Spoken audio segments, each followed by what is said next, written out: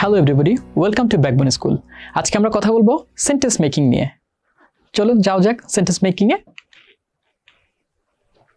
So প্রথম আমরা যে ওয়ার্ডটা নিচ্ছি সেন্টেন্স মেকিংয়ের জন্য সেটি হচ্ছে অ্যাপার্থাইড। অ্যাপার্থাইড মানে কি আমরা সবাই জানি বর্ণবাদ। সো এখন এটা দিয়ে একটি সেন্টেন্স তৈরি করতে চাচ্ছিলাম আমরা।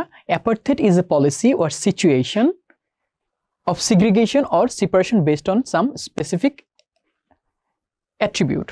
অর্থাৎ অ্যাপার্থাইড ইজ এ পলিসি এমন একটি হচ্ছে গিয়ে একটি পন্থা যেটার মাধ্যমে মানুষকে সিগ্রিগেট করে, অর্থাৎ পৃথক করে, সেপারেট করে, অর্থাৎ আলাদা করে based on some specific attribute, কিছু কিছু স্পেসিফিক কারণ দিয়ে মানুষকে সেপারেট করে। সো পরেরটা আমরা দেখে নিই, অ্যাপার্ট। সো অ্যাপার্ট শব্দের অর্থ আমরা জানি সবাই পৃথক। অ্যাপার্ট, ইট সেড মি অ্যাপার্ট, এটা আমাকে ওটা থেকে দূরে রেখেছে, আলাদা করেছে। হ্যাঁ, সো এরকম আমরা একটা সেন্টেন্স তৈরি করে ফেলি। Consider the two preposition apart, দুটি প্রিপোজিশনকে পৃথক করে আমরা দেখছি। সো পরবর্তীতে আমরা একটা ওয়ার্ড দেখে নিই, ডিস্টেন্স। আমরা সবাই জানি ডিস্টেন্স মানে কি, ডিস্টেন্স মানে দূরত্ব। যেমন আমরা বলতে পারি the distance between Dhaka and Rajshahi is about 250 kilos. So আমরা একটা সেন্টেন্স তৈরি করি, the distance between the lowest and the next gear of my bicycle is annoying.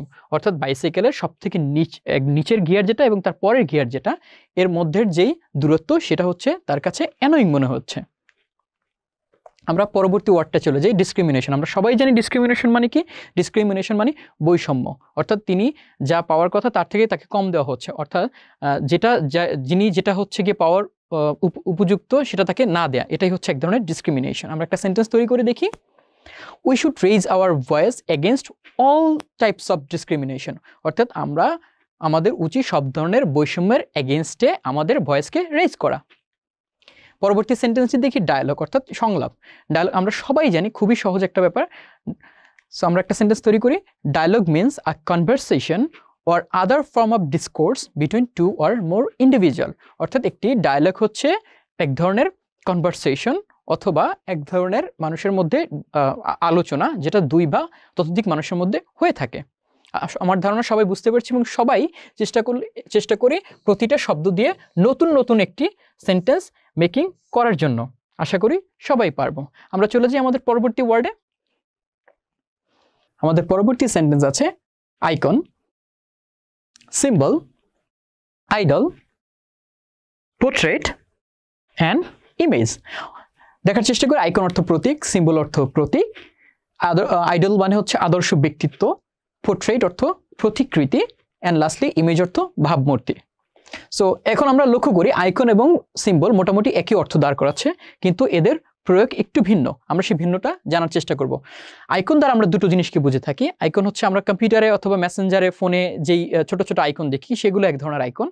আর একটি আইকন মানে হচ্ছে কোনো ব্যক্তি অথবা বিষয় যাদেরকে ধরা হয় তারা বিশেষ কোনো আইডিয়াকে রিপ্রেজেন্ট করে অথবা বিশেষ কোনো ভ্যালুসকে রিপ্রেজেন্ট করে, তাদেরকে আমরা আইকন হিসাবে ধরে থাকি।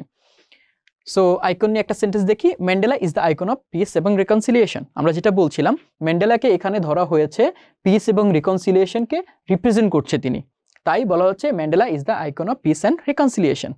অন্যদিকে সিম্বলের একটি উদাহরণ দেখি, symbol is a character representing an idea or concept. Symbol যেখানে হচ্ছে আইকন রিপ্রেজেন্ট করে মানুষকে অথবা বিশেষ বিষয়কে, সেখানে symbol represent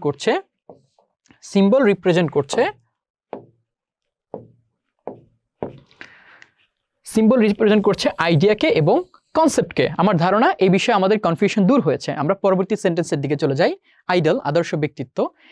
Nelson Mandela is my idol, অর্থাৎ নেলসন ম্যান্ডেলা হচ্ছে গিয়ে আমার আদর্শ, আমি তাকে অনুকরণ করছি। আশা করি সবাই বুঝতে পেরেছি। পরবর্তী সেন্টেন্সে চলে যাই, পোর্ট্রেট।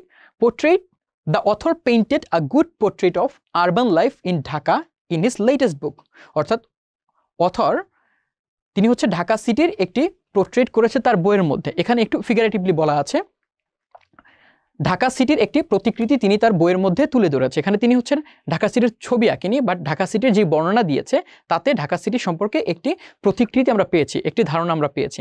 তাই বলা হয়েছে the author painted a good portrait of urban life in Dhaka city in Dhaka in his latest book.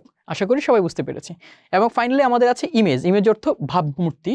So আমরা এটা নিয়ে একটা সেন্টেন্স তৈরি করে ফেলি, the Bible forbids the worship of graven images. অর্থাৎ বাইবেল সবাইকে ফরবিড করেছে, বারণ করেছে ওয়ার্শিপ অর্থাৎ পুজো করার জন্য, আমরা সবাই জানি ওয়ার্শিপ মানে পুজো, ফরবিড মানে নিষেধ করা, নিষেধ করেছে পুজো করার জন্য গ্রেভেন ইমেজেস অর্থাৎ খোদাইকৃত মূর্তিকে, অর্থাৎ খোদাইকৃত মূর্তিকে পুজো করার জন্য নিষেধ করেছে।